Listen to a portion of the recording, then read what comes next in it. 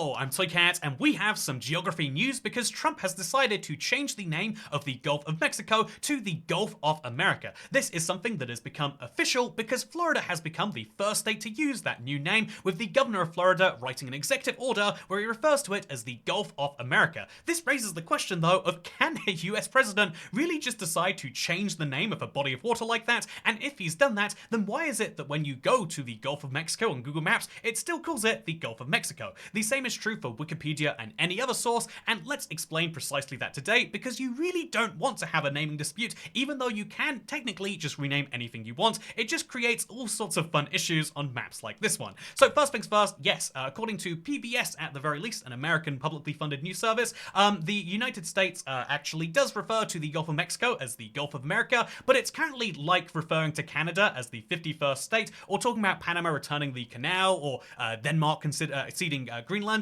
Right now, it is something that is just an idea. There is no actual legislation. There has been a member of Congress who has considered drafting that legislation to change the name. However, it's a bit more complex than the other big name change that he's considering, because there was the highest mountain in North America was called Mount McKinley, and then Obama called it Denali, and Trump is talking about reversing that. That is easy enough to do. Something that is entirely within your jurisdiction is something most countries will go along with, but with the Gulf of Mexico, it's a bit more complicated, because it's not a unilateral decision to change the name for a body of water. There is a technically international organization that deals with it, the IHO, and in reality, that is how most of the world's oceans have no naming disputes. No one disputes that this is the Atlantic Ocean, or the North Atlantic Ocean at the very least. No one disputes that this is the Labrador Sea, although you won't find a lot of Labradors in there, let me tell you. There are very few disputed bodies of water on Earth because it is largely done by an international body, but you can just go against that international body. I mean, we have the concept of having, for example, every country needs to have a name which it has in its own language, but also we have this concept of, and then there's an international name, which is,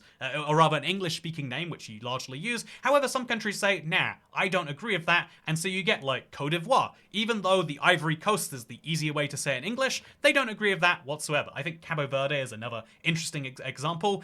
Some English speakers will call this Cape Verde or whatever, but Cabo Verde is the name for it, and indeed, all across the world, you get these kind of mild inconsistencies, with the most famous model example being Turkey. Turkey recently renamed itself to Turkiye, which is how you would say it in Turkish, broadly speaking. But yeah, if you look at this, you can say like, Turkiye is officially renamed, but are people going to call it that? And then you get into the weird world of naming disputes. You can rename anything you like, anytime you like. However, when you don't get agreement, that's when it becomes tricky. So is there a geographic argument for renaming it the Gulf of America? Well, seemingly looking at a map, if you look at it, again, the vibes looks like America has more coastline on it now than Mexico did. Obviously, when it was named, Mexico had a lot more coastline. It lost some of that to the US thanks to fun war situations. But technically speaking, Mexico does have just a little bit more coastline, and so the Gulf of Mexico, really I think this should be called the Gulf of Deepwater Horizon Oil Rig, because that's the most notable thing anyone knows that happens there. But yeah, more seriously, I think there is a fun world of you can name anything you like, but also it's up to other people to actually use that name, right? It's like the classic thing when you're, I'm sure if anyone out there is in the world of teenagers, you have someone who's like, oh, I'm such a nice guy.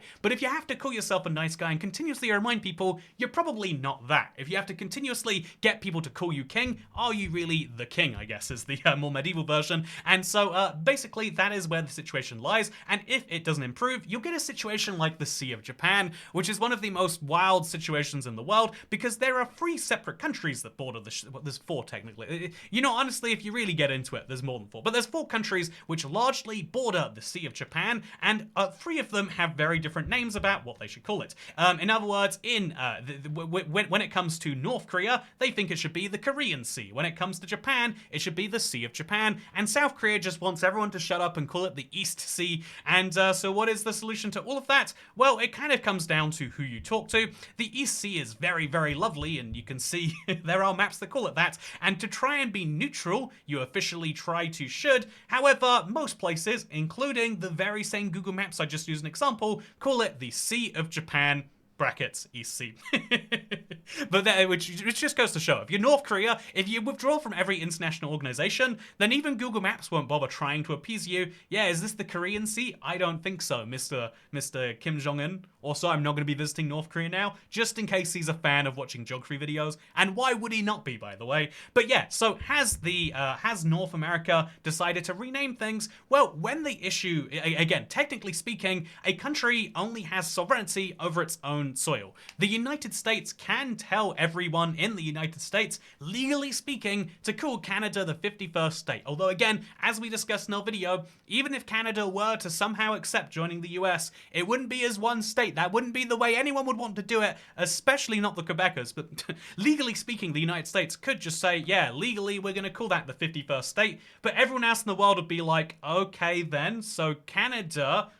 let's go back to talking about the actual issues. And in the same way, the United States can get this renamed to the Gulf of America. And ultimately, if Mexico doesn't care enough, and and if other countries don't care either, they could go along with it. But I think this raises an interesting point, which maybe deliberately so Trump is going for, which is the point of like, you need international cooperation to get things like that done. And international cooperation can come in two forms. One way is you have everyone be such good friends of you that you raise an idea and they're like, oh yeah, man, you're such a nice guy. I agree with what you're saying. Or you know, you really should be our leader, Mr. Nice Guy. Or you've got the method of like, ooh, well, as the world's biggest military and economic power, you could just make vague threats until people agree with you.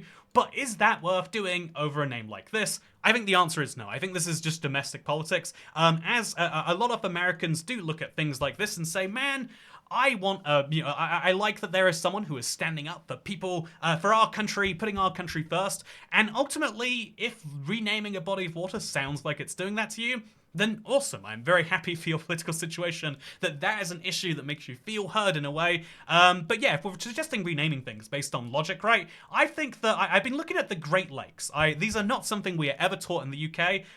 There's 5 lakes here that apparently are really, really good. I've been on Lake Ontario a couple of times, and I went on Lake Erie for my video talking about New Ireland, without even knowing it. But the interesting thing here is, if you look at all of the Great Lakes besides Lake Michigan, which I'll give them, probably should be called Lake Michigan, I think that all of these should be Lake Ontario. Look at this one right here, Superior. What does that mean? It mostly borders Ontario. It borders 2 US states, but like slightly. I think this should be Lake Ontario. This should be Lake Ontario 2, Lake Ontario 3, and honestly, Lake Ontario 4.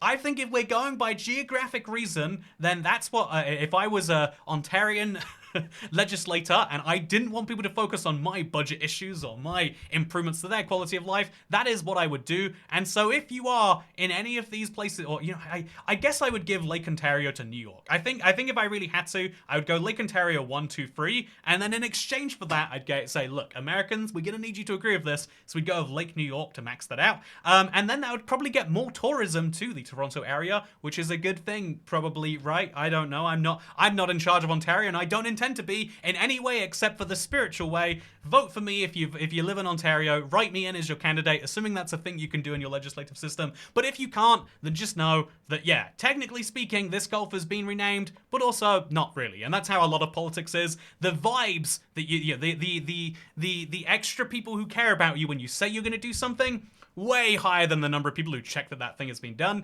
And yeah, that's a depressing fact about politics, which might actually be useful depending on what you think about the policies of insert current government. And speaking of insert current government, I hope you enjoyed insert current video. And remember, I hope that you did, because insert current channel don't care. Goodbye.